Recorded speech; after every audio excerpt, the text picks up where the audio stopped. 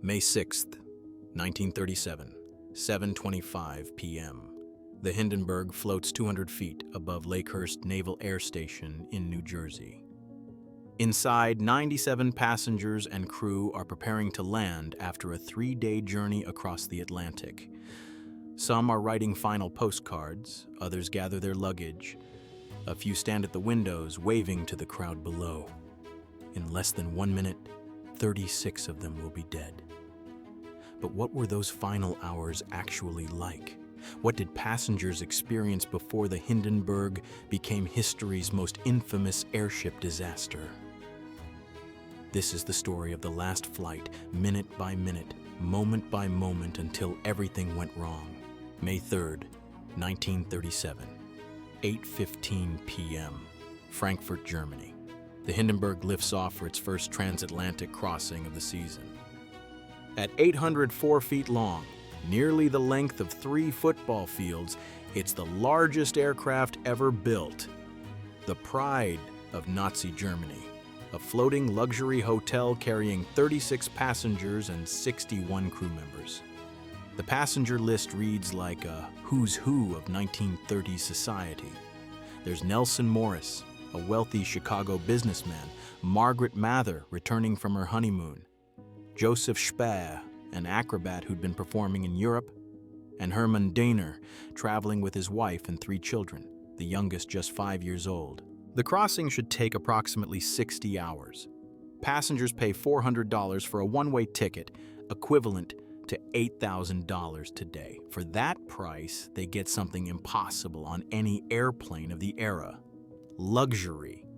The Hindenburg features a dining room with linen tablecloths and fine china, a lounge with a grand piano, a smoking room, yes, a smoking room on a hydrogen-filled airship sealed behind double doors and equipped with a single electric lighter, private cabins with hot and cold running water, even a promenade deck where passengers can stroll and look down at the Atlantic Ocean passing below. But there's tension beneath the luxury. Captain Max Pruss commands the flight, but the ship's designer, Dr. Hugo Eckener, has warned repeatedly that using hydrogen instead of helium is dangerous. Germany wanted helium, the safe, non-flammable gas. But the United States, which controls the world's helium supply, refuses to sell to Nazi Germany.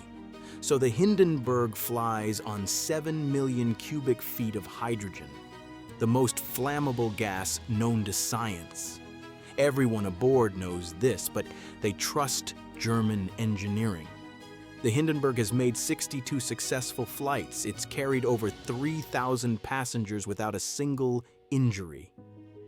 Why should this flight be different? May 6th, 1937, 3 p.m. The Hindenburg approaches the American coast. They're running 12 hours late due to headwinds over the Atlantic. Captain Pruss receives a weather report from Lakehurst. Thunderstorms in the area, landing delayed. The passengers don't mind. Many are enjoying lunch in the dining room, fresh fish, German wines, fruit. The windows show the New York skyline passing below. Some passengers recognize the Empire State Building. Others spot their own neighborhoods. Acrobat Joseph Speer uses a movie camera to film the approach. That footage will survive. He won't. 6 p.m. The Hindenburg circles over the landing field at Lakehurst. The storm is clearing, but Captain Pruss decides to wait another hour for better conditions. The passengers grow restless. They've been traveling for 3 days. They're ready to land. Some begin packing their cabins. Others write final letters to mail once they're on the ground. 14-year-old Werner Daner plays with his younger siblings in the lounge. His mother, Matilda, watches them, unaware that within 90 minutes she'll have to make an impossible choice. Which child to save first? 7 p.m. Captain Pruss receives clearance to land. The storm has passed. Conditions are acceptable. The Hindenburg begins its final approach. Ground crew, over 200 men, wait below with mooring ropes. The landing procedure is well practiced.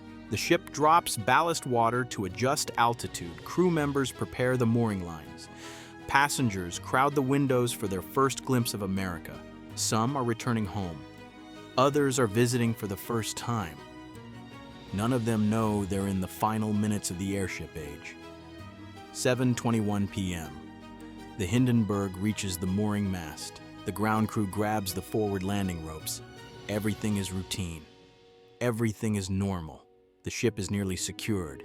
Then someone on the ground sees it, a small flutter of fabric near the top of the ship, just forward of the upper fin. Is something loose? Then another observer notices a faint glow inside the ship, visible through the outer fabric. No one aboard feels anything wrong. Passengers are gathering their belongings. Some are already in the corridors, waiting to disembark. The crew is focused on landing procedures. 7:25 p.m. Radio announcer Herbert Morrison is recording his observations for later broadcast. His microphone captures everything. The Hindenburg is hovering 200 feet above the ground. The landing is almost complete, then Morrison's voice changes. It's burst into flames! What happens next takes 34 seconds. 34 seconds from first flame to complete destruction. The fire starts at the tail. Most historians believe a hydrogen leak combined with static electricity from the storm created the spark. The flame races forward through 7 million cubic feet of hydrogen at impossible speed. The passengers feel the tail drop first. Some think it's a normal landing maneuver. Then they see the reflection of flames in the windows. Chaos. The rear observation deck passengers have seconds to react. Some jump immediately from 200 feet up. Some survive the fall. Most don't. In the passenger decks, people run for the exits. But the corridors are narrow. Only one person can pass at a time. Acrobat Joseph Speer makes it to a window and hangs from the frame, waiting for the ship to get closer to the ground before dropping. He survives. Werner Döner's mother throws her children out the windows as the ship descends. She tells them to run as soon as they hit the ground. 2 of her children survive. Her 8-year-old son doesn't. She jumps last, her dress on fire. She lives but dies from her burns the next day. Captain Pruss stays at his post, helping passengers escape until the control car hits the ground. He survives with severe burns. 7:25 and 34 seconds p.m. The Hindenburg collapses onto the field, a twisted skeleton of burning metal. The hydrogen is gone, burned away in half a minute. What's left is aluminum framework and fabric burning in the New Jersey rain. The ground crew runs toward the wreckage. Some pull survivors from the flames. Others drag bodies away from the Inferno. Of the 97 people aboard, 62 survive, 35 die, along with 1 ground crew member killed by falling debris. The survival rate is remarkably high, nearly 2/3 live.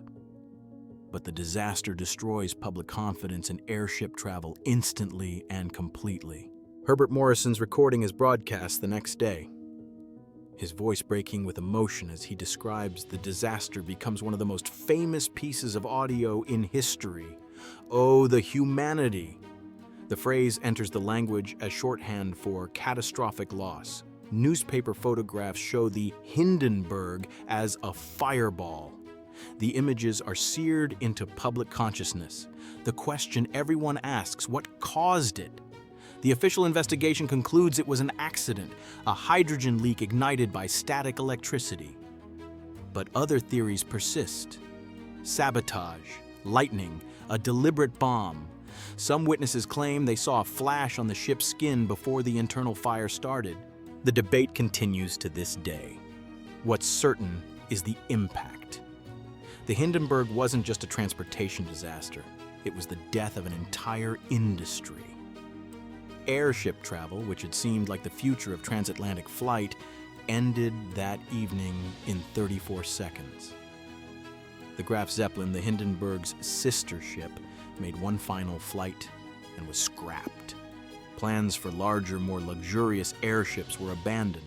The age of the airplane had arrived, and the age of the airship was over. But the final hours of the Hindenburg reveal something else. How close disaster always is to routine. The passengers eating lunch at 3 p.m. had no idea. The crew preparing for landing at 7 p.m. saw nothing unusual. Even at 7:24 p.m., 1 minute before the fire, everything seemed normal. This is what makes the Hindenburg so haunting. Not just the disaster itself, but how suddenly it came. How quickly luxury turned to terror.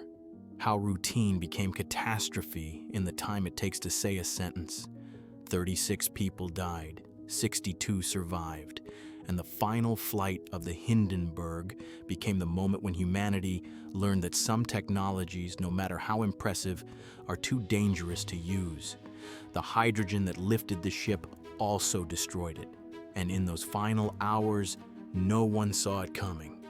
Thanks for watching. If this story fascinated you, check out our other historical deep dives.